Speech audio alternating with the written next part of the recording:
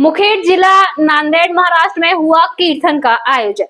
मुखेड़ तहसील के अंतर्गत दाबका राजा में हरिभक्त परायण नामदेव महाराज दाबकेकर का कल्याचा कीर्तन समापन कीर्तन भक्ति और उत्साह के माहौल में संपन्न। कार्यक्रम में हजारों श्रद्धालुओं की उपस्थिति से पूरा क्षेत्र भक्तिमय वातावरण में सराबोर हो गया। इस अवसर पर पखावज वादक अविनाश मोटे ने अपने ताल से कीर्तन को विशेष रंग दिया। वहीं गायक रोहित पाटिल और रामेश्वर पाटिल ने सुंदर भजनों की प्रस्तुति देकर श्रद्धालुओं को मंत्रमुग्ध कर दिया।